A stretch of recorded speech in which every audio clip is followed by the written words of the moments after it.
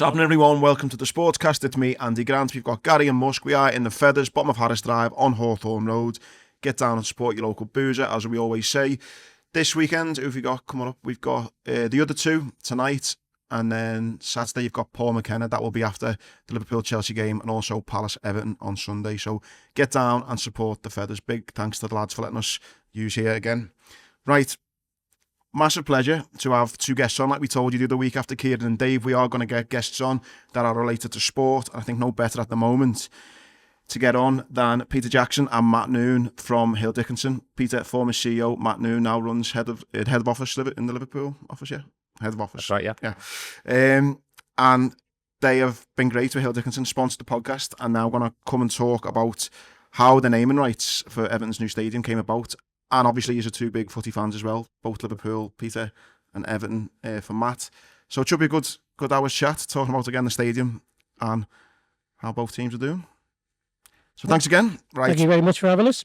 Yeah, no, thanks again for the sponsorship as well, guys. It means a lot. I am obviously Hill Dickinson's second biggest sponsorship deal of the year, behind the naming rights of the new stadium. So I guess the first question is, how long in the pipeline was this? Obviously it came, well, I don't know, Gary, as a fan, when did it you first hear about it? And then to you guys, when did it come about? As a fan, there were loads of rumours, like not necessarily involving Hill Dickinson. Some of them were really left field, and some of them were quite concerning. What, as in who the name rights are going to be? Just like bizarre ones, like please don't call the stadium that. Do you know what I mean? Yeah. But yeah, I mean, when the Hill Dickinson rumour came about, I don't mind saying, I think I said it to the guys off air, we were a bit like, nah, I can't see that happening. I mean, and if it does happen, it's probably not going to be substantial, but I know we're not going to go into the intricacies of the deal because you can't, but I was a bit shocked as a Blue, but again, you can talk to me a little bit about the process. Yeah, I think you weren't the only one. You weren't the only one. I've got friends of mine, Blues and Reds, who were surprised when it happened. But it's something that came about and had been in the making for a few months. To be fair, towards the end, it was just too good an opportunity to turn down. I mean, the first, just going back to how it all started out, Craig Scott, who's our CEO, who took over from Peter back in May of last year, and I were approached by the club and the ownership around the turn of the year, just to go out and have a chat and about possible opportunities with the new stadium opening. Craig, Peter had been our CEO for 19 years, and there's not many bigger Reds that I know, and he was replaced by Craig, and there's not many bigger Blues that I know. So terrible state of affairs, has to be said. Am I right in thinking as well, Matt, that Peter, you were CEO when you came in, Matt? Is that right? Yeah. So it's technically all your fault then. This Peter, I've got a lot to answer for, haven't I? Really? Yeah. He does. So the club reached out to us about some opportunities to just have a general conversation. And in particular, they said, come down and have a look at the new stadium. So Craig and I, both season ticket holders, Craig at the Park, and I was the Upper Bullens for 20 odd years. So we thought, great, let's go down and have a chat. It sounds like they've just been waiting for you to leave, Peter, by the way. Yeah, the door was closing as they were running the other way. Yeah. And we went down, and it was, if anyone who hasn't been, the stadium's off the charts. It's incredible. And it's, and it's an incredible thing for the city. Forget Everton Football Club, it's all that it brings.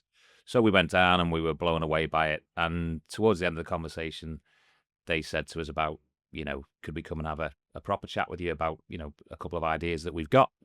And we felt, well, they've been good enough to show us around the stadium for an hour and a half, so not a problem at all. So February time, they came out. This is some of the guys from the club, and also Elevate, who are very well known in the US and in Europe. They've done a lot of the sponsorship deals for in the NFL. And some of the sort of other sort of football grounds in Europe, and they came out and presented to Craig and I in our boardroom. And one of the things they mentioned was sponsoring the stadium. I nearly fell over, to be honest. When it was a good job I was sitting down. But actually, what was very obvious from day one is they'd actually spent a lot of time doing some research around the city and what might work and what might not. And I think the what might not bit's dead important. Yeah. Because Liverpool as a city and Everton as a club, we're not like any other city or any other club. And I think, the thing that, to go and have there's no disrespect to an international airline, but international airline or an international betting company for the money, that wouldn't be very Everton-like, and it wouldn't be very City Liverpool-like in my view. And so I think they've done an exercise in looking at organisations in and around the city who tap into the local, the national and the international. And I think on 2 or 3 things that they looked at, we kept coming back near the top of this because we've been around since 1810, so longer than the club. We changed the name to Hill Dickinson in 1879, so a year after the club was set up. And in 1878, when the club was established, William Cuff was the original trustee. William Cuff is the Cuff and Cuff Roberts, which is the firm I joined in the mid-2000s before it was acquired by Halliwell's, and then in turn by Hill Dickinson in 2010. So loads of synergies. We're also, and Peter will speak to it in a minute because Pete has a lot of parts to play in it. He was the CEO for 19 years, but we've grown and we're now 1,150 people and 170 partners, and we're in a number of cities in the UK and internationally. But our home and our HQ is still Liverpool, and we have 460 people in Liverpool. So in my speak, that is 460 people and their families that rely on us and the like. And we have people who've worked for us 30, 40, 50 years. So they reached out to us and said, there's a lot of synergies here and we can feel a partnership. And what they said was, it's not all about the money. Now you hear that, and I know, I'm an Evertonian, so I'm cynical. But that generally was how they approached it. So that was how it all started. I must say, as a sort of throwaway moment, when they first put the images up on the screen, I had my phone under the table taking photos because I thought I'm not going to see this again, Hill Dickinson Stadium. But 3 months later. Did they literally have it the way similar to Yeah, it? they'd mocked it all up, and it looked incredible. Yeah, with our name on. But I still thought when they hit us with these figures, and it's going to be a bit of. So they didn't hit us with the figures to start with, quite on purpose, because they wanted us to. They wanted us to. They wanted us to think about what it might well be. So that was February time, and obviously the deal ended up happening in mid-May, 2 days before the season finished, and we took a hell of a lot of people by surprise when it was announced. At what point did you let Peter know that this was going to be happening? Well, I probably got wind of it mid-March, and I'd seen reference to it in a couple of emails. But Craig and I are very close, and he came to me at that point and said, "What do you think?" And I'll be entirely honest, I had mixed emotions to start with, because obviously I'm massive Red, and it's a bit of a, if it was a surprise to the Evertonians, imagine what it was for me. But what he did, again, very, very cannily, he showed me the deck of slides that Everton had prepared for Matt and Craig, and he let me take them away. And I looked at them, and I did say this at the time, once it hit me just what a fantastic opportunity it was for the city, I sobbed. Little old Hill Dickinson, firm I've been in for 42 years, is going to do that.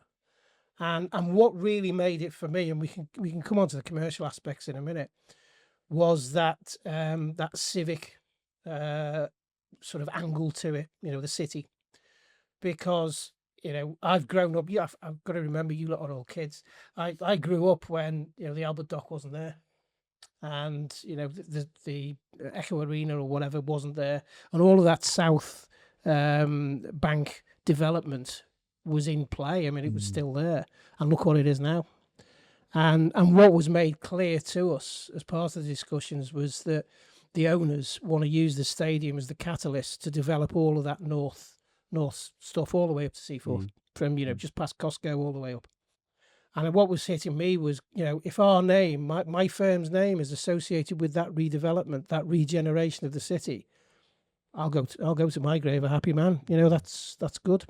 Lived here all my life. It's also about sustainability, because when you start thinking it through, the Echo Arena is not big enough. Can't get Taylor Swift in there. Mm. Liverpool can only have, is it 2 a year because they're in a residential area? It's so many, yeah. And the city's crying out for another major stadium. And that's about sustainability, because we know that brings in people, it brings in revenue, brings in hotel space, bar space, etc., etc. And again, that that helps us with our responsibility to 460 families, as Matt says, and to see them in an environment that's successful. So that was what really swung it for me. That opportunity to help regenerate a part of the city. And once I'd got my head around that, then tribalism, the fact that it's I'm a red, doesn't really matter. It will for 90 minutes twice a year. I was going to say, you must have had some stick though in the days if we after. draw you in the cup, Hopefully more than twice a year if we could do a little bit better. I don't think it's about allegiance. It's about identity, and it's about what it brings, as Peter says, the economic and cultural impact that'll have. I mean, we're at our head office is at the top end of Old Hall Street. If you're at the top end of Old Hall Street, or you're in the plaza next door to us, you can see the stadium. It's incredible. I think if you look down that road in 5 years' time, it'll be unrecognisable. And we'll all have played a part of that. And when I say, we'll have played a part, but so will everybody in and around the city. I mean, I think Everton, when they went out, even before the orange cone came on it was put down, they went out and did sort of a huge survey of over 60,000 people. I think within that, 98% came back saying, yes, you must do it. 40% were Liverpool fans. 97% of those Liverpool fans said you must do it. So it just shows you. I mean, and look, sort of, we have a laugh and joke about it here. That's the great thing about the city, isn't it? We for 90 minutes or 180 minutes each season, we're at each other's throats. But half of our families are Reds, and half are Blues, and the like. And I've yet to come across a Liverpool fan who hasn't, once they've taken the mickey out of us now we're playing or whatever's happening, have said, what a fantastic thing. Because to reiterate, we're not sponsoring Everton Football Club. They just happen to be the main tenant in there. We're sponsoring a 365 day of the year project that, for the city, as Peter says, means that we can have we can have all these sporting events, all these music events, all these cultural events. We haven't even seen it's the tip of the iceberg at the moment. When the concerts are announced and when all the other events are going to be announced and around it, it's going to be so good for the city. So what I'm hearing here, Matt, is I need to get your number after this for when Taylor Swift plays, and I need to get tickets then. Okay. I think it's great actually what you've just brought up then, the point of the work that they've done, looking at you guys as a sponsor, because now that it's the Hill Dickinson Stadium, knowing how long you've been in the city, I'm just trying to imagine if it was called like, the Bet365 Stadium, it'd just be like you said, it just wouldn't be very of the city, would it? To have something like that. Exactly that. That's what I think. And I think hopefully fans of the club, fans of the stadium, fans of the city are sort of realising that as well. I had friends of mine who've been friends with all my life who knew I was a lawyer, but wouldn't necessarily, you don't go out say, they don't know who you necessarily work for. And I had friends on WhatsApp groups on that Friday night saying, who's Hill Dickinson? And he had other mates saying, that's who Matty works for and stuff. But I think once people thought about it, I think it makes a lot of sense. And as I say, Everton and the Friedkin Group are the new owners. Incredibly impressive in the chats we've had with them, and incredibly persuasive about what it could bring to the club, to us, to the city, to everything around it. And it just, it ticked a lot of boxes, because at the time, from our side of the table, and Peter will speak to this even more, we were about to go through a rebrand exercise. We'd been spending some time at a board that Peter sits on and has done for over 20 years now, about a major rebrand. So when this then drops in our lap, you think, well, what better way of getting that out as a name? Because we are, we're well known, particularly in the marine space that Peter is a partner in. And we're quite well known in the health space as well, in what we call business services, which is everything commercial, from what I do, corporate to property and employment and the like. We built up a good reputation over the years, and we got some fantastic people, but the brand was probably lagging a little bit behind. So there was an exercise to be done around how can we do that. And then this comes across our desk to look at, and just looking at it from a, just looking at the football side of it, we know the Premiership is huge. I don't even think I realised it was as big as it is. There's over 3 billion people watch it each weekend. You've got 180 countries around the world watching it.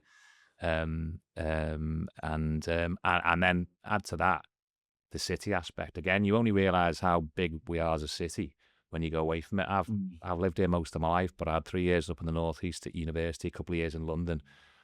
Whether on those spells or when I've been abroad on holiday and the like, people talk about the city nearly as much as they do about London, if not more sometimes. You forget all that happened in the 60s, the 2 football clubs, the culture, all that happens.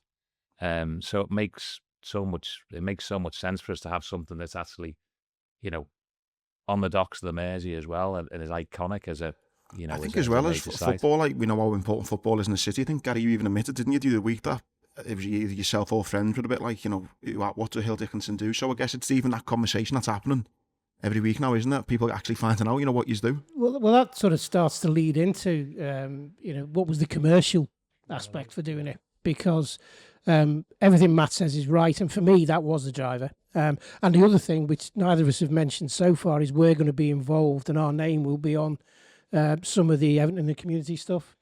So, again, giving back to the city, the CSR aspects, which really mean a lot to me. But at the end of the day, we're a business, and we've got to make profit. And any serious decision we make like this, we've got to be. You never know, but you've got to be reasonably satisfied it's going to add value to your business from a commercial point of view. And that's not just about profits, because as Matt says, we've got 460 people and they've got families, and we've got to feed them. And give them an environment that's comfortable for them. And Matt's already touched on the starting point for us, and it was about profile, because we've massively grown as a business over the last 10 years. We did something operationally 2017, which saved us. We were in a bit of trouble. Not trouble, but we weren't as good as we should have been at the time. And we managed to divest ourselves of part of the business. And we haven't looked back since. And, we've grown the business massively. As Matt says, we're now all over the world, 4 offices around the world in addition to the UK. Even that, I don't think people are aware just how big around the world you guys are. It's back to it, Andy, it's profile. And our profitability is such that we can match our peers and beat them. We're doing well. But what we find, or have been finding in those areas of the business where we're not really global leaders. Now, we are in shipping because we've been doing it for 200 odd years. We've been doing the work with the NHS for nearly 40 years now. But in other parts of the business, whilst we've got fantastic people, we struggle against the bigger firms and the more global firms. And particularly in the UK at the moment, we're struggling because there's loads of American firms coming in at the top end of the market, and they throw money at everything. And we struggle with our brand against theirs when we're dealing with institutional clients and global investment funds and that sort of stuff, because they will say to us, well, your pricing's good because you use your regional structure well. You've clearly got really good people, and we like your pitch, but who are you? We don't know you in this environment. Don't you do shipping? Aren't you from Liverpool or something? And that's very unfair, but it's our fault. Yeah. And it is what it is. And I'll tell you a story that'll embarrass Matt as well. So my eldest lad is a lawyer, and he went to work for an American law firm. You know him, Dan, but you've come across him, haven't you? And he doesn't work there anymore. But he came home one weekend, and he said to me, and this is a firm that's West Coast American tech firm, law firm, so very highbrow. He said, "Who's this Matt Noon fella?" I said, "He's my mate. I mean, we've worked with him for years. He's a partner in our place. Why are you asking?" He said, "Well, we've just been on the other side to him in a deal, and I think you were selling a business in Southport, and they were acting for the investors who were going to buy it. It wasn't Dan, my lad, who did it. It was one of his mates." And he said, "God, the precedents you used are great, aren't they? We've nicked them." So there they are, top, Super League, and here's us, and yet actually our quality is better. Yeah, they're picking up things from you. Exactly. Yeah. So how do we deal with that? And this opportunity falls in our lap. And once you do your due diligence, as Matt says, you don't realise just how big or until you do your due diligence, you don't realise just how big the Premier League is sitting here. Because we're used to seeing Liverpool, Everton. We're used to it being on the telly every Saturday night, every Sunday, whatever. And the due diligence we did, and the advice we were getting was take out the Olympics and take out the men's football World Cup. Super Bowl. Well, hang on. No, I'm just. Yeah, well, yeah. There's a thing about the Super Bowl, and after those two, it's the biggest institution with eyes on in the world. It's the Premier League. Now, the Olympics happens once every 4 years. So does the World Cup. The Americans will say, well, the Super Bowl and the NFL, but it's in America, no? Yeah. Well, okay, it's growing now in Europe, isn't it? But historically, It's not worldwide. It's not a global sport. Not a global event. Yeah. So, there was this opportunity from a commercial perspective to really put our name out there. Also, it's a moment in time. I said earlier, didn't I, the Echo Arena? I can't remember what it is. Sorry, whoever it is. M&S Bank, isn't it? Is it M&S? M&S Bank, isn't it? Yeah, well, I apologise to M&S Bank, but the reality is the first name in is always going to be the Echo Arena. We actually had that funny conversation when I was with Paul Cheatham in Sorrento. We were talking about stadiums that have been there. We were talking about, I was saying we were getting you guys on, and the Reebok Stadium. Yeah. Like Bolton's ground is always the Reebok Stadium for me. It's moments in time. You've got to be first in, and it's got to be a new stadium. It can't be a renaming. Yeah. And whilst I might say, well, let's hang on to Liverpool, we all know that's not going to happen for the cultural reasons we talked about. Because if anybody tries to change Anfield from what it is, then there'll be riots in the streets. We know that. Yeah. So it's got to be a new stadium. It's got to be first in, and that's your advantage commercially. Yeah. So when you put all of that together, if it's about profile, then you can see why it's starting to get really, really attractive. And actually jump into sort of the end. In the first week of the Premier League season, before that first game on the Monday night, wasn't it? Yeah. We had, 31.8 billion eyes on. Don't ask me how they calculate this, but there are ways that, marketing professionals will do it. We had a 500% lift in our website traffic. Wow. One of the things we see as a potential advantage is being more attractive to employees. Yeah, I was going to say that, yeah. And because more people know about us and will look us up and say, actually, I didn't know they did that. Oh, look, I'd apply for a job there. Yeah. We've been closing job applications weeks quicker than we would normally do so. Really? Because we're getting more applicants and the quality applicants. There's a whole, just it neatly segues into when we moved from the board, having chatted about it, to the partners. And as I mentioned before, we got 170 partners. You couldn't do something as transformational and as big as this without getting partner buy-in. So, but at the same time, we had to keep it very, very confidential. How do you do that, by the way? Well, you'd say actually, we lawyers. But actually, that's sometimes the problem. Yes. But I'd say probably 10, 15 people in the business knew about it until April. That's in a business of 1,150 people. But when we went out to the partners with about 2.5, 3 weeks to go, so you have to vote. Yeah, we had an indicative partner vote. Technically, under the partnership deed, we didn't actually need but it was consent. You couldn't do anything like that without having proper buy-in. So we went out and spoke to the partners, and that was Karis, our FD, plus Peter and Craig. So I say 170 partners, and we said, look, this is what we're thinking about doing. What do you think? I think we had circa 95% coming back to say, yes, you should do it. Because I think, yes, it was elevating the brand and people got that. It was respecting the heritage. It was supporting this internationally renowned project. It was being part of something. There's a sliding doors moment. You say no to something like that. Yeah.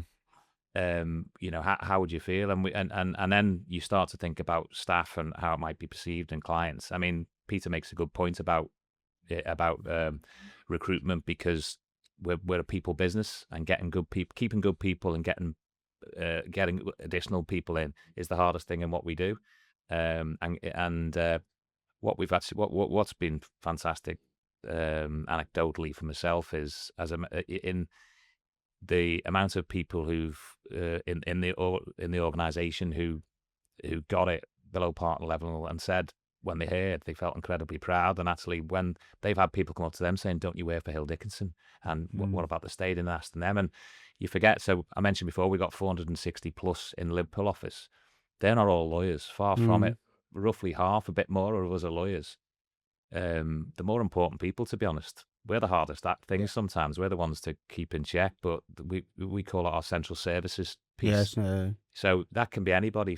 That's our finance team, that's our HR team, our BD team, our IT team. And as I said before, some of these people have been with us 20, 30, 40 plus years. And they completely got it and felt, so you put all those things together, and then you add, we were speaking to partners in other parts of the country and overseas, but selfishly speaking, if you're somebody from the city like Peter or myself, and you think about the community impact, the cultural relevance and all that, and being associated with that, it was a no-brainer. Add to that how Everton were and how the Friedkin family were in terms of how their approach and being collaborative and being a partnership. We've already, it's public knowledge, and so we can mention it. We've already done. I've sort of done a corporate transaction for the family themselves. So there's we've got multiple examples of work that we've now got since May on the back of it, which goes back to Peter's point, which is we are a business at the end of the day, but that's not all about getting profit back in for the sake of lining the pockets of the partners like Peter and I. It actually enables us to spend on all the things to keep the business growing, so that we can keep doing all the things for those other members of the organisation. So, it should be, touch wood, it should be win-win, all concerned. We think for the firm. That was going to be the question. My first was going to be around how this deal aligns with your strategy. Anyway, you've answered that on a number of levels. Obviously, your FD you brought up then, and that's what the question's related to. How hard or easy was it to get the FD on, into this, and how long, you know what I mean? Because that must have been, the FD lays it out and goes, this is going to take X, Y to bring this back in, because for it to stack up on all levels, as you're saying, you believe it will, and I'm sure it will. That must have been a challenge. First FD was a Liverpool season ticket holder. My second FD was an Arsenal fan, but he was a good lad, and he went to Anfield with us occasionally. And then we appointed Karras, who's a blue nose. But seriously, the thing to say about the finances is first thing to say, we haven't borrowed to do this. There's no external funding. This is me and Matt and our 172 other partners putting our hands in a pocket. It's not funded in any other way. This is us paying for it. As I say, we're not going to talk about the terms, but we are paying for it. It's not peanuts by any stretch of the imagination, and it's for a few years. But we've been very, very successful from a profitability point. And as we've said a couple of times, that's not just about the rewards for the investors, for Matt and me and whatever. That's about how we can plough money back into the business to keep it growing, to make it sustainable, to give people, the rewards they deserve, develop them, etc., etc. And actually, when we did the finances over a number of years, it could make sense. It makes sense. It is going to eat into our profits in the early years. And we'll never be able to tell whether it's been financially successful, because you never know. As Matt says, we know we've got jobs so far that we wouldn't have got otherwise. We know we've attracted people we might not have got otherwise. But, come back in X years and see whether it's successful and see where we are then, because we won't know. But you've got to take a risk, haven't you? You've got to make an assessment. And we made that assessment. We had an analysis done. The FD did everything for us. We told the partners, it's very transparent business. Everybody was told what it meant and what it could mean going forward. And as Matt says, we had a massive majority that said, get on with it. And in a partnership, of course, you've got a real dichotomy, a real difference of ages and futures in the business. I'm paying for it this year. I cease to be a partner on the 30th of April next year. So if there's any return on investment to come, good luck, Matt. See me right down. When we play paddle at Liverpool Cricket Club. But I was 100% favour of it. We've got partners in Hong Kong, in Singapore, Monaco, Piraeus, They're coming over from Piraeus en masse for the Nottingham Forest game for obvious reasons, because he's a client of ours in Athens, and so they're all coming over. The head of the Hong Kong office is an honorary Chelsea fan, because his mate takes him to Stamford Bridge when he comes over, and his number 2, Gary's a Tottenham fan. So we've got, in Monaco, James is a Shrewsbury Town fan, isn't he? So we've got all of that, but they all saw the financial benefits potentially, because it's a gamble, but also the cultural benefits that Matt and I have talked about. And it made sense financially. We'll never know. And another thing to make is, profile's one thing, isn't it? And it's good, and we've succeeded. If mission 1 was to be known all around the world, then mission accomplished. Yeah. But that of itself doesn't bring people through the door. It doesn't bring work through the door. We've got to milk the relationships now. Yeah. We've got to work really hard at growing those relationships and making sure that now people know who we are. We can demonstrate, actually, we can do a job for them. It must be. That's down to us. Yeah. Not that used to would ever let me say a bad thing about Goodison, but it was a bit old and battered, let's just say. It must be great for you, and I know, Gary, in your business as well, if the opportunity comes to host clients in a place like the Hill Dickinson Stadium. It's a far cry from what it would have been at Goodison. Yeah, well, we haven't done it for the hospitality side of it, but obviously what comes with the package is a fair bit of that. I mean, just to say, listen, I loved Goodison, the old lady, call her what you will. I first went there in 1981 and I was 5, and Andy Gray was playing for Wolves, not Everton. And I thought it was the most incredible place on the planet. The last 2 or 3 years, combination of the way in which the club was and the problems and the stage and the ground itself, it wasn't the happiest of places.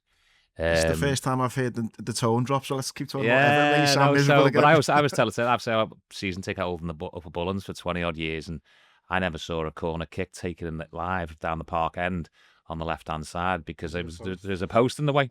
So I was just looking so I couldn't quite believe it, and sat on my normal ticket for the first game of the season when there was no obstructions.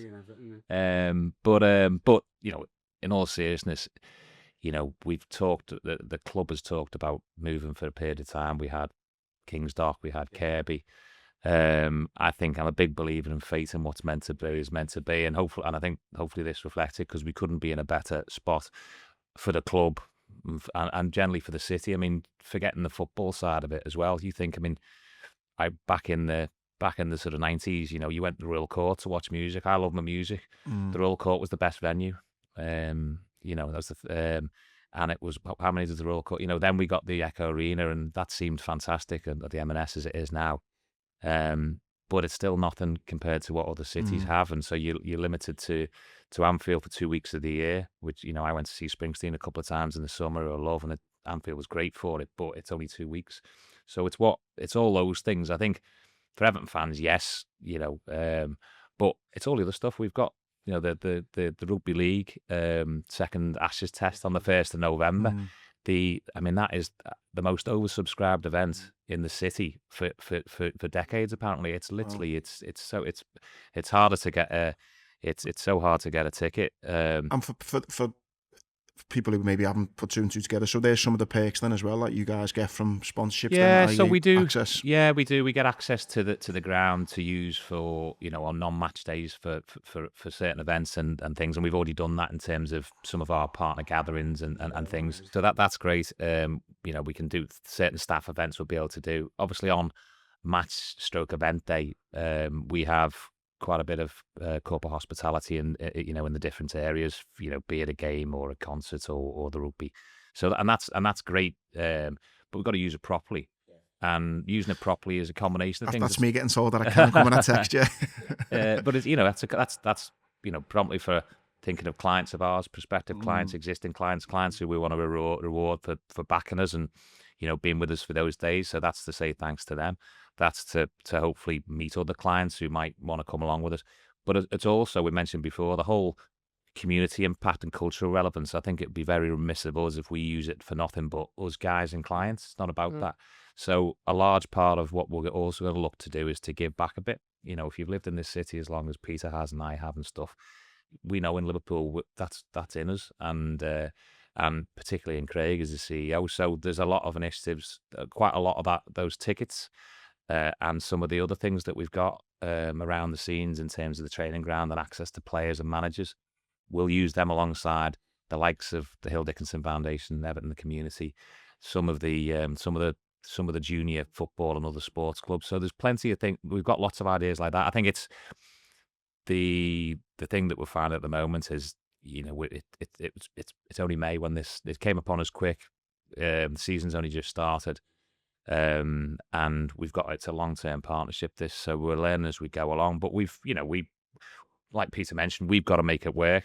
The ticketing arrangements, the logistics, what we do, making sure we make the most of the package. So that's not an easy role. But they're both from football backgrounds. I mean, I had a session with them the other week just to walk them through what a law firm looks like, because we're very different, as you can imagine, without stating the obvious, to the football business. So, we're taking it very seriously, and we're investing in those people to get it right. But it's for clients, prospective clients, but it's also for some of that good that we can hopefully do. And because the more people get to see that stadium, the better. The more people get to visit, the better for the city as well, in terms of what we could spend. Because going back to it, that street will look so different in 5 years' time. And then I think a lot of us should, and this is everybody in the city, will be able to hopefully give themselves a pat on the back, because we'll have transformed the whole area and brought additional money and exposure to the city that we wouldn't otherwise have had. Is there any element of this where you're thinking, because listen, let's be honest, Everton haven't been in a great shape on the field. Is there a case of, actually, if Everton go down, this might not be a great deal? Or is it kind of, because you're not sponsoring Everton, it's the stadium, was it? I mean, I don't know, it might be a stupid question or not. I'll talk to that as a red.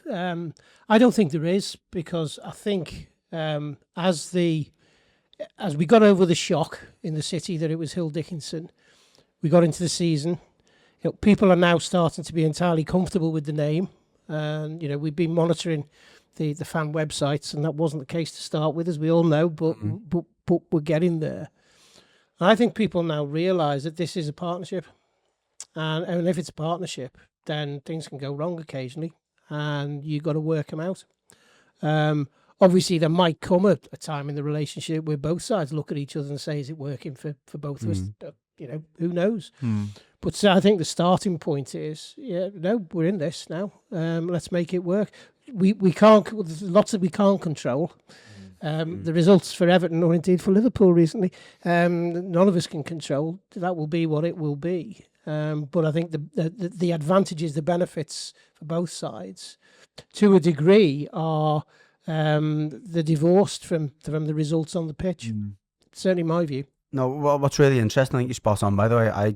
I run an Everton podcast, Everton fan podcast, and we've got a really good relationship with the club. And the weird thing is, the worse the team do, the more attention we get. And it's almost like they want to associate with other people, and it becomes a bit tribal in a different way. It's like, let's work together to say, help the club to do this. And that's what I think Everton in particular have, certainly in my time, which has been unsuccessful on the pitch, you almost get more of a defensive, no, this is us, don't be. No, I mean, a couple of things. I mean, just to reiterate again, we're not sponsoring, Everton was sponsoring the stadium, so it's everything else that goes with it. But be remiss of me, Everton are an important part of it, without stating the obvious. But we've been Evertonians all our life. The best thing about Everton Football Club is the fan base. Always has been, always will be. You can have whatever you want on the, and we've been through it all, and it still won't be straightforward. We know that well enough, but we go back, and that's what's great about the city and people who and Everton fans and Liverpool fans. And Liverpool have had better times than us, obviously, but Liverpool have had the bad times, and people still go and people still back it, and that will continue, and you pass it on to the next generation, and that will always be the case. And yes, there'll be some bumps in the road, but that's even more important, if there ever were, that you back them, because we'll come back, and as a city, as a club, as Liverpool, Everton, whoever it will be, that's just what we do in the city. But above and beyond that, there's so much more that's going to come out of that stadium. As I say, we talked today about the different sports and events, as well as the Premiership, and we've also talked about the music. It's all, when you get that, it's all, the Christmas markets are going to be based on the outside of on the outside area. There's going to be all sorts going down. There's going to be, so there's so much more that it's, as I said before, it's the tip of the iceberg. There's going to be all so I've much seen more on my coming out of bloody it. Instagram is everyone getting the photos taken in that big bloody Hill Dickinson thing behind. That's all my Instagram was for that first week of the Premier League. You know, everyone turning up for the new week. I mean, Peter said it as well. I think we compared notes on this afterwards. I was at the game just on my normal tickets. You were watching it on TV. Yeah. You know, I think enormous sense of pride, not just because we've not just seeing the name up there, which was incredible, but just that we've managed to pull it off as a club and we've contributed. But I mean, you know, if we talk about Everton very briefly, and this is a big pat on the back to the club and the owners, what other, you know, and including the previous owners, I guess, as well, what other club has come in on budget and on time doing a ground in recent times? Particularly in the circumstances as well. And by so, you know, Crook, I think a lot of kudos must go to those involved, because that just doesn't happen. You know, without casting aspersions, the Spurs ground's off the chart. It's fantastic. I've been there to watch us play, but that was over budget and took. I saw the interview with Daniel Levy, and he said, I think it was like, what, it doubled, I think, didn't it? Yeah, they ended up going in a year or so later. They could have gone in half a year later. But so, you know, it's been an incredibly well managed project. And then if you look at it, you know, when you go down there, I was looking at it on Monday night, and I was with a friend and a sort of client of mine who sits with me on normal tickets, and he's in the building game, and he's looking up at it, and he's going, "This is like incredible, because there's this, that, that." He lost me at the particular type of brick, but you know, just it's been done in a really classy way that it's in keeping with the heritage and the waterfront piece, which again is a city thing. Well, I was watching the Barcelona PSG game last night on telly, and Barcelona were at home, only they weren't, because the new camp's being still in the Olympic regenerated and what have you, still in the Olympic Stadium. And it was Steve McManaman was on commentary, and he was saying the cost at the moment is 1.5 billion. Wow. That wasn't the budget. Nobody knows when it will be finished. The line from Barcelona every week is, we're talking days now, every week. They haven't got a clue. And, you know, well, they got beat last night, didn't they? And when Mañana, though, Spain as well. Well, it is, but you know, it's a classic example. Yeah. It's one of the iconic stadiums in the world, the Nou Camp. And they can't do it at the moment. Must admit, it's ruined my joke I used to love for years, driving down Dock Road and you're looking out and I had my little girl and I'd say, that's Everton's new stadium going to be, and there was just that cone, nothing there for years and years and years. It used to be my Instagram story every time, but no, it is super impressive, and again, I can't imagine the pride you must feel. No, wouldn't it be great? And I've had Liverpool fans say this to me. You know, if you remember the 80s, what kept the city going in the 80s was the football. And it was Everton and Liverpool, and we were nearly as good, if not as good as you, if not better, a couple of seasons. And it was amazing. And I'm not saying, you know, so don't get me wrong, us Evertonians want things to happen yesterday, and we've been burned by that before. And I think what's really impressive about the club and the owners now is that, and I think we get it as fans, that they've said, look, slowly, we're on the road. We've seen it the other way. So I don't think, you know, but wouldn't it be great if in 5 or 10 years' time that whole area is transformed? We've got all that's going on at the arena, and Everton are competing at the top, and you know, when derby games are where we're at the right end of the table playing against Liverpool and going for things. And I think that would be, as much as, you know, a lot more Liverpoolians have said it to me than the Evertonians even. That would be like going back in time. It'd be a great thing. I remember when it was, I think it was Rodgers, like the 13-14. I can't remember who would have been your manager then, but you were that was kind of last time. And I just remember being out every weekend, whether it was the Saturday or the Sunday, all your mates, red or blue, were all happy every weekend. I think that was when my kids are 15, 17 and 19, and the two boys have been to Wembley. When we got beat by Liverpool in the semis, but they haven't really seen the good times. And I was telling the other week about, you know, in '89, I was in the Liverpool end with my dad, and when we equalised, Stuart McCall in the 89th minute, 100 Evertonians jumped up for joy, not one bit of bother. When Liverpool scored, 100, 200 Liverpool fans in the Everton, and not one bit of bother. My kids were looking at me as if to say, and obviously that wouldn't happen these days, but you know, you at that time in the 80s. Well, you know, I lived through. I was a season ticket holder throughout the 80s. And I didn't do the 86 final when, you know, you were 1-0 up at half time. the Lineker Reed You scored Sheedy 3, didn't team. you? Then we scored Gary 3 in the Stevens second half. Gary Stevens misplaced pass to Mulby. That's right, good old Jan Mulby. But we spent the whole night in the West End in a pub with Evertonians. And there was not a bit of bother at all. It was raucous, it was loud, it was noisy, it was rowdy, no trouble whatsoever. And the in the ground was exactly the same.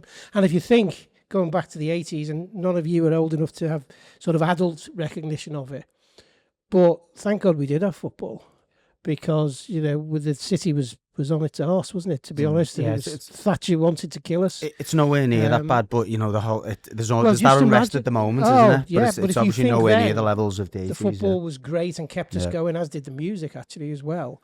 But we had a government against us. We had our own, whichever side of the fence you were on internally, having the battles politically we had is not good, is it? No. And borrowing money from Switzerland to keep us alive. Heroin wars. A chief constable who thought beating people up was a way of life at the time. Just have to think how great it could be now that we're on the up again, if we've got a football city that is actually competing together for things. That'd be Yeah, well, that's how, fantastic. yeah. Fantastic. Should we touch on then what's going on the pitch a little bit? Are We'll we just off talk then? about Everton. It's normally I've got a big smile on my face every week talking about how great Liverpool are, but we'll keep on Everton for the time being. Obviously, you got a bit of stick last week for not coming on after the podcast, after the Derby defeat. Actually just keeping on the stadium, I thought what a shame it was last week. We don't need to go on about it too much for the League Cup disappointments. You think the run you could have had there? I mean, how did you feel over that? I know it was last week, but I'll let you start. A real missed opportunity. To be fair, everyone talks about some of the outfield players, but the minute Jordan Pickford's not in goal for us, we've got a problem. That's not having a go at Mark Travers and others, but Pickford's massive for us. So, and I'd probably say what every Everton fan said is, go and win the game and then take these players off, and we did it the opposite way, and we've been burned like that before. I think in fairness, we'll have learned a massive lesson from it, and I'd like to think it won't happen again. But that's next year when that comes around. So a really big missed opportunity, I thought. Yeah, I agree. I think I don't necessarily agree on the Pickford front, but I can't strongly disagree with you. I think my line to my friends was like, we went to Wolves and it was 3-2, but we beat them by attacking and winning them. We beat them by outscoring them. We didn't beat them by keeping a clean sheet. So the least changes he made was at the back, and it was like, well, no, that you probably could have rotated a couple of the defenders, i.e. the fullbacks, but kept the front four in, and then, as you say, take them off after 60 minutes. But yeah, I couldn't agree more in terms of the frustration of a missed opportunity. A team that was struggling for confidence, a team that we'd already beaten. I think out of the Premier League teams, you wouldn't have picked anyone else to go and play. No. But yeah, it's definitely one that tears us. it was then West Ham at the weekend, obviously at the Hill Dickinson Stadium. 1-1, just looking at the stats now, how much you read into the XG. Monday night. Monday, sorry. 1.19 for Everton, 0.74. Sorry, 0.74 for Everton, 1.19 for West Ham. The XG, 50-50 possession. What's the game like? I think we unfortunate to bump into a team that have got a new manager. I mean, it doesn't matter who comes in. It seems that you're always going to have a little bit of a bounce, aren't you? And they looked like a group of players that were just energised, weren't they? And had a bit more about them. Nuno, we know what he's like for various teams he's managed. He keeps things tight at the back, but they're good on the break, and he has a lot of pace on the flanks. He definitely targeted O'Brien, I think, who struggled against Somerville. But Bowen didn't get as much change out of Michalenko, but if you're going to look at the difference between the two sides, Jared Bowen was probably it, and the reason why they got a point. Great finish, and Zai finds himself in a similar position in the first half. Can't be as clinical, and we need a forward desperately. We forget our most valuable asset hasn't been on the pitch all season, which is Branthwaite, and Tarkowski's a different player when he plays. Michael Keane's been outstanding. Yes. He's been better than Tarkowski. He struggled but without he struggled, and we were missing a couple of fullbacks. And we're definitely missing, we've got nothing, we're struggling up front. I was dead impressed by West Ham, to be fair. I thought the two fullbacks were outstanding and would walk into our team. Chief was quality, yeah. So they were we played them through it, but we'll look, it's, we'll be all right. It's going to be some ups and downs. I think sometimes I'm the worst for it. I was at Wolves away and came away from that singing "We're going to win the league" to myself. You know, obviously we weren't, but you know, because some of the football that day was brilliant, and sometimes you need to be brought back down to earth. And I know you tell me off, Gary, for this, and I think it was last season. You said it doesn't work like that, but you're kind of looking at your next 3 fixtures, thinking of the points. You got Palace at the weekend at home. I think he's get beat there. Then you got Man City, and then you got Spurs. Yeah, it's tough on the fixtures, and I think the players internally and Moyes probably kicking himself. We should have beat Villa. We could have beat West Ham as we got a second in the first half on Monday. So, listen, Moyes, I know from his first spell, and certainly West Ham, he's pragmatic in the way that he approaches the games against the tougher sides, and he'll be looking at this next few games going, if I can just get a couple of draws there. If you don't win against either Palace, City or Spurs, then suddenly you've got 8 games without a win. Yeah, but again, Andy, steady on. I actually think the Palace game will be an interesting one because, listen, Palace, we're going into it with a degree of, you know, most people will be expecting Palace to get a result and maybe beat us because they've been on a very good run. They obviously beat you the weekend. They're a strong side. The last 4 games, we have got a good record. Games, you got beat them 3 got a good times, record against Palace. Glasner, I don't know about his style of play. It does seem to suit our group of players, and I don't think they're going to be relishing this game either. No, I think you're right. It's a sort of I think they're 12 unbeaten in the league. It goes back stretches back to last season. So whenever we're on some sort of run like that, or somebody hasn't scored, or somebody's making a debut, it always goes the other way against us, doesn't it? So maybe this is our. I think they'll learn a lot of lessons from Monday night. I think also from the derby. I was at the derby as well, and that was, you know, we didn't have a go, did we? Too passive in the first half. Too passive. I think some lessons learned. I think we'll be really up for Sunday, and I think we'll be all right. Actually, I think the big miss is Keenan Dewsbury. I mean, for me, I know there's been a lot of talk about Jack Grealish and whatever. I think for me, he's been our best player this season. He'll be a big miss. I think a lot of energy. Diblin will play, which is the one sort of the one fullback. Would be really good, interesting to see him play because you'd think he'd play instead, but it would have been. I was half thinking if he hadn't had that booking, I wondered whether we'd have played in the false 9 and actually gone with the whole hit. And that would have been really interesting because I think through till Christmas there'll be quite a few games where we go down that route because he's not unaccustomed to playing a false 9 or an unconventional 9. Remember his first spell, we had Steve Watson up there for him. And I mean, Michael Keane will probably be up there once Brandtwaite's back. But interesting. I think. I wouldn't go as far as to say the weekends are free because we're at home. You know, the fans will be expecting us to have a go, and I think we will. Palace are a very good side. Obviously, I wouldn't be surprised to see Palace win, but equally, I also wouldn't be surprised to see us beat them as well. It's more optimistic than I thought you should be there. Like, should we just end the pod there, Peter, or do you want to talk about Liverpool? I can talk about Liverpool. I think we need to calm down. I seem to remember we're top of the league. I got told we're in the next round of the Carabao Cup. And I think we learned last year, didn't we, that you don't need to win every game in Europe in the league stage to find yourself in a very good position. Indeed, we probably were the authors of our own downfall, where we ended up in the league stage last year because we ended up playing PSG at the height of their power, didn't we? And that was probably at that moment in time in March, probably should have been the final. At that point, the best game I saw last year was that game at Anfield. Brilliant game. It was a superb game, wasn't it? So I don't think it's as doom and gloom as some of the keyboard warriors are making out. But there's sorry, Andy. There's 2 or 3 very obvious things. I think you don't need XGs and data bomb statistics. We've got 5 new first team players, and the structure's not right at the moment. They're working out how to play with each other. In Wirtz, who we bought as the great playmaker, he's realising that the Bundesliga and the Premier League are 2 different worlds, and he hasn't got half the time he would get playing in Germany to play where he is now. We've never played with that system before. We haven't had a playmaker, just that thing. But even Bobby Firmino didn't actually play that role, although he was the link between the forwards and the midfield for a lot of time. So I think you're right. I think it's more, not so much, of course, I mean, he could have played better, but I think it's more on the system than it is on him himself. It is. I think also he's got if you think back to last season, he didn't rotate very often. No. And that was because, quite frankly, he didn't trust the players on the bench. Players who you and I might have thought were perfectly good players, like Konza, Elliott. He would only play them, quite frankly, if he had to. And he's looking now, and Elliott lasts half a game for Villa at the weekend, and he's hooked. So what do we know? But he's got genuine rotation opportunities now, and I don't think he's worked that out in his own mind. What's best for individual games, and that's not a surprise. We're 8-9 games in. Isak's not fit. He's clearly had no pre-season. On the kind of swapping and changing, I do worry for Wirtz in the sense that, like you've just said then, I think we spoke about it last week, or me and Mark did, under Klopp's team, they had an engine room of Wijnaldum, Fabinho and Henderson. And then there's 3 strikers, Mane, Bobby and Mo. Then they've won the league again with a different midfield engine of Szoboszlai, Gravenberch and McAllister, and again, a front 3.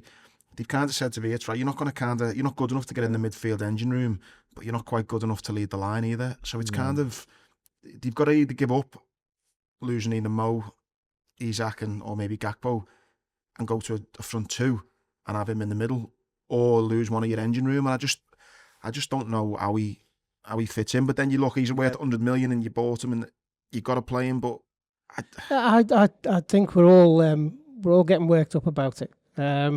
They didn't buy those 5 players just for this season. This was a long-term gamble. FSG don't spend nearly $500 million. Okay, there was net spend and people left, but they don't spend that sort of money very often. This is a moment in time to build the next generation of Liverpool players, isn't it? It wouldn't surprise me if you don't see the best out of Wirtz for 12 months while he gets used to the Premier League. We know how good he is when he's in an environment that he's comfortable in. So let's give the lad time. Yeah, and let's not forget those players that Klopp signed who didn't play for a year, did they? I mean, Robbo took about 6 months or something, to get in, didn't he? And play at left back. Yeah. Yeah. I think there's other reasons. I think, and you look at that game against Palace, and there was a moment that I think really summed up that not only are we struggling with the physical structure, we're struggling mentally as to what's expected of them. So, Chiesa scores, the cult hero comes off the bench, greatest song in the history of football, scores, and he runs and he gets the ball and he runs back to the halfway line, wants to win. It's the Liverpool of the 2019-20, we can still win whatever. Look at the throw-in that led to the corner, that led to their goal. We have one chance, it was Gravenberch, wasn't he? Hammers it to the back post. There's nobody there. Goes out, keeper throws it out, throw into them. If you saw Jamie Carragher's analysis of it on Monday night, there were 5 Liverpool players not even watching the ball. They've given up. It's 1-1. The time's gone, and they score. Yeah. Now, 1 minute we're settling for a 1-1 draw. The next minute we're looking to win. What are we doing here? I'm sure if you'd have asked Arnie Slot at that moment, he would have said, stick that point in the boot. Let's get out of Dodge quick. We've been absolutely battered here. We've had to go second half, but we didn't really break through, did we? Let's get out. A point's a good result here. These are a good team. We're not there yet on that. Extremely early days, isn't it? It is. And you've got, watching you live at Anfield, I was very impressed with Ekitike and Gravenberch. I thought them two were really, I didn't realise how quite good those two were. They were really, really good. So, you've got a bit like, Everton, we're going to need a number of windows. We're obviously a fair bit behind you guys. Liverpool are going to need a bit of time just to bed that in. But, I wouldn't be worrying too much if I were you guys. The third factor you might worry about is that all of this has coincided with a massive drop-off in form with 3 or 4 key players. Now, they're obvious. Mo Salah, McAllister, when he's played, is he fit at all, quite frankly? Does Slot really fancy him? Konate's been off it. Konate's a walking liability at the moment. And I'd say this with hesitation and trepidation, but Van Dijk in a couple of situations, you look at some of the balls he was giving away against Crystal Palace in simple, the way he's the master of the simple pass, isn't he? And then he'll unleash 60 yards to Mo. He was giving the ball away time after time in those tippy-tappy passes that he's a master of. Konate really feels himself as well. Konate, I've seen when he come out last week and put something on his Instagram and had to pop at the fans saying, like, you've got short memories or something. So he's quick to give it back as well if people kind of have a pop at him and stuff. But he's a liability at the moment. He really is. I mean, he's had 3 or 4 stinkers. Yeah. And he's getting booked early on in games. He's booked in the 26 minutes against Crystal Palace. We've only got 3 centre halves at the moment. The partnership, I think, though, and you mentioned it before with Tarkowski, is so important to centre backs, isn't it? When one's a little bit off, it affects the other one in weird ways. And I think from Van Dijk's perspective, whether it's in possession or out of possession, he's thinking, where is he? Like, can I play that pass? Can I step in? Because I'm unsure about leaving him. And he's so good at that time. Yeah, he is. Van Dijk stepping in, breaking that line, and suddenly it all opens up. Whereas now he's thinking, I'm not sure I can do that. I don't think I can leave him back there on his own. So I don't think you can underestimate the impact that Konaté's form's probably having on Van Dijk. No, I think that's right. But I'll repeat myself. Calm down. I know, I need to. I got lost told off the other day by two on a bounce for the first time. Well, the second time for Slot, isn't it? And that was when they were on the piss at the end of the season when we really won the league in whenever it was. One of my mates, John, said to calm down. We're top of the league. I know. It just, Who's got this weekend? Sorry, playing Chelsea on Saturday night, 2 times. It's just more of a general chat than because I'm just thinking Chelsea. It's going to be a tough game. Then we've got United after it. Just for kind of the whole Premier League, I'm looking at the bottom 3 as well: Wolves, West Ham, Burnley, and obviously the top, Liverpool slipping up. Arsenal, closed the gap then to 2 points. City, obviously there. Chelsea potentially. I think it's going to be a really interesting league. If we start at the bottom first, I don't think the 3 promoted teams are set to go down anymore, which then suddenly you start thinking, is it going to be a Wolves and a West Ham maybe get brought into it? And then obviously at the top, I think it's wide open again. I think it's good, isn't it? I mean, I think West Ham will be fine. I made up Sunderland are almost my second team because my mum's from there, my nan's from there, so I've always kept her out. So I think it's great that they've come up and had a real good go, but they'll have a drop off as well. I mean, the 5th at the moment. Yeah, absolutely flying. So I think it will be more competitive. I think at the top though, it is only 1 or 2. So just to be bitter a sec though to stay on the bottom. I mean, I just joked then saying, if you don't win the next 3 games, you suddenly got no win in 8.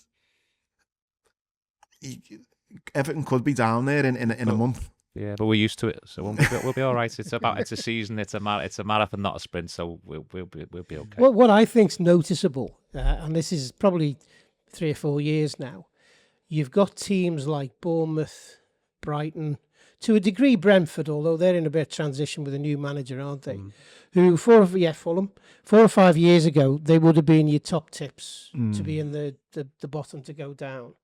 Bournemouth are 4th or 5th at the moment. Brighton are a really hard team to beat. Brentford, go to their place. It's it's a bit of a bear pit, isn't it? Very small stadium. They really have established themselves.